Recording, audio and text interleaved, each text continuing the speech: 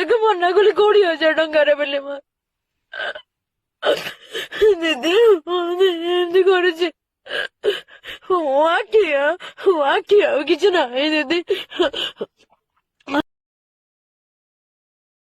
ଏଠି କଥା ଯାଉଛି ସାହୁ ଭାଉଜଙ୍କ ମ୍ୟାନେଜର।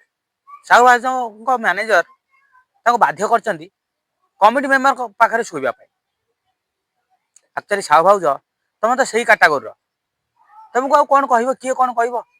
ତମେ ଆଗରୁ କେବେ କୋଉଠି ଶୋଇନା ତ, ସେଇଥିପାଇଁ ସେ ସାହସ କରି କହିଲା। ଆଉ ସେ ମ୍ୟାନେଜର ଭାଇଙ୍କୁ କହୁଛି, ଭାଇରେ ତମର କେହି ସମ୍ପର୍କିତ ହେଇଥାନ୍ତା ତମେ କଣ ଶୋଇବା ପାଇଁ କହିଥାନ୍ତ? ତମେ ଶୋଇବା ପାଇଁ କହିବା କଥା କି? ଯାହା ପାଇଁ ଚଳୁଛ, ଯାହା ପାଇଁ ତମ ପରିବାର ଚଳୁଛି, ଯାହା ପାଇଁ ତମେ ଗୋଟେ ମ୍ୟାନେଜର ନାଁ ପାଇଛ, ଏମିତି ଜଣେ ଲୋକଙ୍କ ପାଇଁ କରିବାଟା ଜମାରୁ ଆଦୌ ଠିକ ନୁହଁ। ଏଇଟା ମୋ ବ୍ୟକ୍ତିଗତ ମତ। ସେ ଯାହା ବି ହୁଅନ୍ତୁ ନା କାହିଁକି, ସେ ନଙ୍ଗଳି ହୁଅନ୍ତୁ, ତାଙ୍କର କାହା କତିରେ ଶୁଅନ୍ତୁ, ସେ ଯାହା ବି ହୁଅନ୍ତୁ ନା କାହିଁକି, ତମର ସେ ମାଲିକାଣୀ ଏଇଟା ମନେ ରଖିବା ଦରକାର। ଆଉ ସାହୁ ଭାଉଜଙ୍କ କଥା ତ ନ କହିଲେ ନ ଚଳେ, କାରଣ ସେ ତାଙ୍କ ଇଜ୍ଜତକୁ ବିକ୍ରି କରିଦେଇଛନ୍ତି ଅଲରେଡି। ତଥାପି ମ୍ୟାନେଜର ସାର୍ ଆପଣଙ୍କୁ ଏଇଆ ମନେ ରଖିବା ଉଚିତ, ସେ ଭଲ ହୁଅନ୍ତୁ କି ଖରାପ ହୁଅନ୍ତୁ, ଆପଣ ଯେହେତୁ ତା କତିରେ ଚାକିରି କରିଛନ୍ତି ତା କଥା ଆପଣ ମାନିବା ଉଚିତ। ବହୁତ ବଡ଼ ଭୁଲ ଆପଣ କରିଛନ୍ତି। ଏଇ ସେ ତମ ମାଲିକାଣୀ, ତମେ ଶୋଇବାକୁ କହିଲ, ସେ ରାଜି ନହେଲେ ଆଜି ମାରିଛ। ତମ ପ୍ରତି ଯଦି ସେ କିଛି ଆକ୍ସନ ନିଅନ୍ତି, ଲିଗାଲି ଆକ୍ସନ, କଣ ହବ ଚିନ୍ତା କରିପାରୁଛନ୍ତି ତ? ମୁଁ ଭାବୁଛି କଣ ପାଇଁ ତମ ପ୍ରତି ଏତେ ଦୟା ସେ ଦେଖାଉଛନ୍ତି, ଲିଗାଲି ଆକ୍ସନ କାହିଁକି ନେଉନାହାନ୍ତି? ୟା ଭିତରେ ବି କିଛି ଗୋଟେ ରହସ୍ୟ ଥିବ ନିଶ୍ଚିତ। ମାରିବାର ନଥିଲା, ନ ଶୋଇଲେ ନାହିଁ, ତାର ପଇସା ନେବାର ନାହିଁ, ସେ ଶୋଇଲେ ନାହିଁ।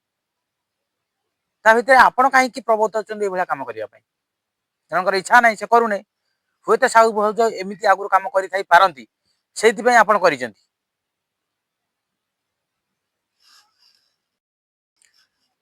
ଆଉ ଗୋଟେ କଥା ସାହୁ ଭାଉଜ କହିଛନ୍ତି ଯେ 20,000 ଯାଚିଛନ୍ତି। ଏଠି ମ୍ୟାଡାମ ଆଉ ପ୍ରାଇସ୍ ଟା କମ ହେଇଗଲା ବୋଲି ଆପଣ ରାଜି ହେଲେ ନାହିଁ ତ, ମନା କରିଦେଲେ? ଆପଣ କଣ ଅଧିକ ନିଅନ୍ତି କି? ନା ଆକୁରେଟ ପ୍ରାଇସ୍ କେମିତି ଗୋଟେ ଭାବୁଛି 20,000 ଟଙ୍କା ନେଇକି ଶୁଅ ବୋଲି କମିଟି ମେମ୍ବରଙ୍କ ସହିତ?